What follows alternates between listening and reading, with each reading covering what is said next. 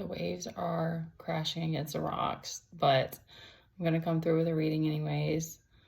So we've got the Ten of Wands, and that's 100% how I'm feeling right now. My kid's been like yelling and getting just excited, but like being loud. So hopefully he'll keep it down so can get through this, because it's been like, it feels like it's just been so many days of that lately. We have, okay, this is the message that came to me, and I'm going to get to the cards too, is that we didn't come this far just to come this far. We wouldn't be being put through so many tests and so much tension and so much stress and whatever it is, that burdens that you're carrying for just no reason. It is daunting at times, and I wish I could say that I knew the plan, the goal, like I had like the layout of like how my life was going to pan out, and I don't. I'm just showing up still, in hopes that it still inspires somebody and that you don't give up on whatever it is that you're doing. And I want to say too that like there's been this sort of like punishment energy that's played out in my life, and of course as kids, like there's times when you get in trouble and like, and I'm responsible for the times that I did stuff like give my power away. But, you know, there's been times when that happened when I was in a vulnerable position, like as a single parent. And that doesn't mean that I deserve to be punished for that.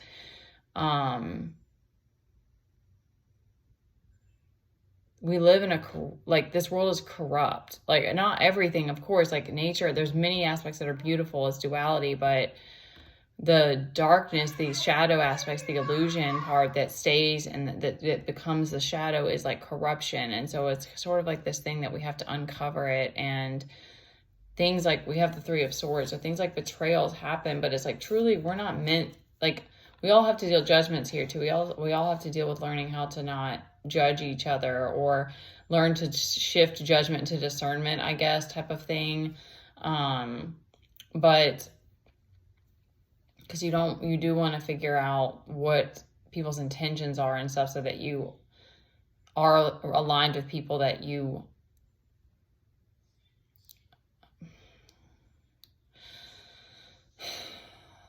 want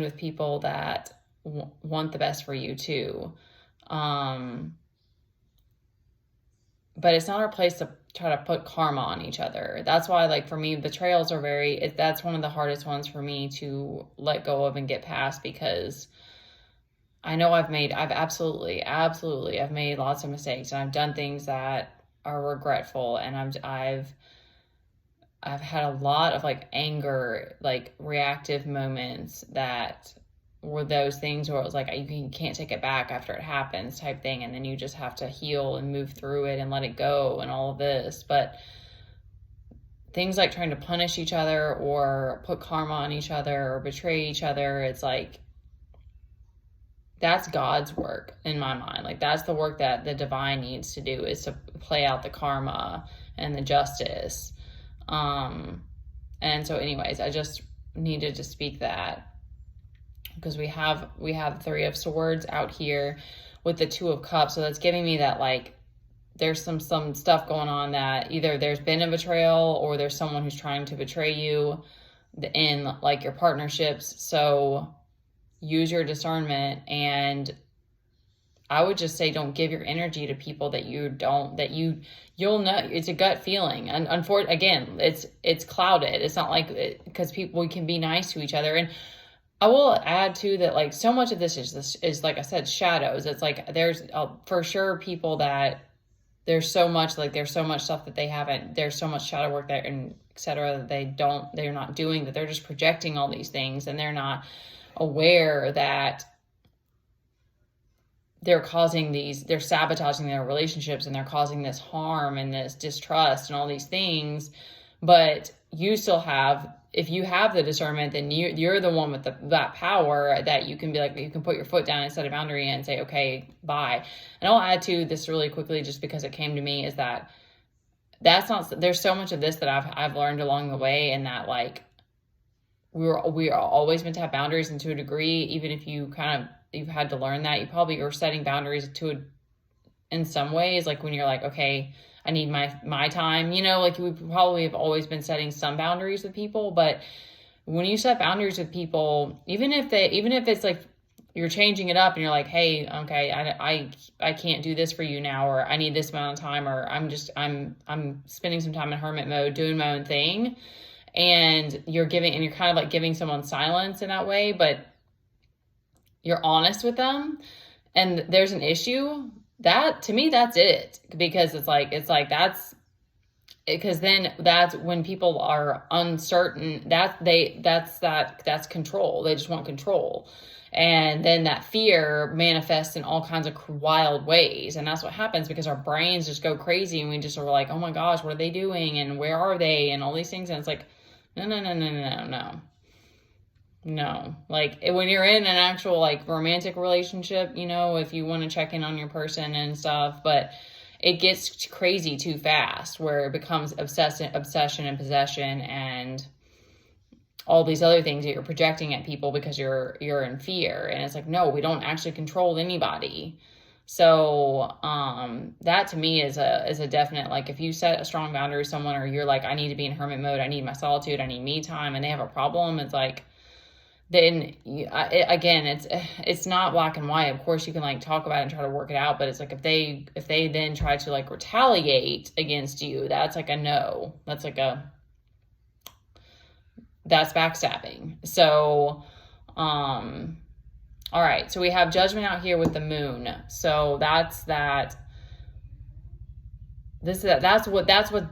I'm speaking on this. That's what this is giving me, is that there's people that are uncomfortable with your boundaries and your silence. And that's, I think, what happens over time is that people start to get more and more squirmy if there's not enough communication, and they try to retaliate.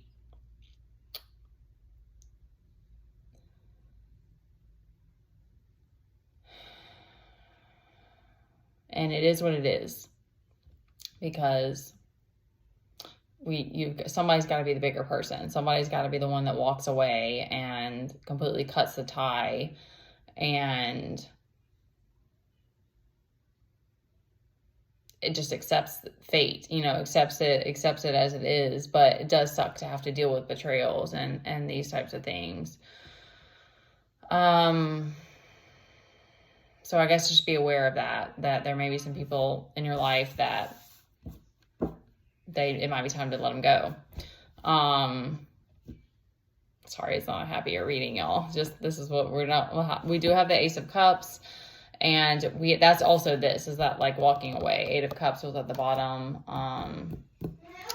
And then we have the King of Wands and the 3 of Cups. So this is giving me that to shift the energy, this kind of density, is that we need to come back to joy. We need to find a way to let our inner child play, find some play, some laughter, anything to get you out of that hurt and that pain, or that anger. Like find some way to like celebrate something, anything, like celebrate the fact that you made it through the day. I mean, like sometimes you do really just have to pull it out of your ass.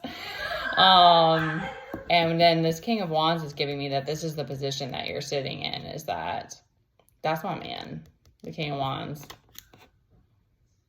or the Hierophant. I love him too. I love that energy. But anyway, King of Wands is very sexy. And he's like, let's take this wand and let's go have an adventure. So he's just, it's very, very, you're in your confidence or in your power. So don't forget that, and just let this other stuff go and come back to celebration and be the bigger person. And I love you, and it's going to be okay. We're going to make it through this. It's been literally insane. So if you guys want to book a reading with me, you can send a donation. Yeah, I'm here. Leave a comment. Try to find some way to celebrate.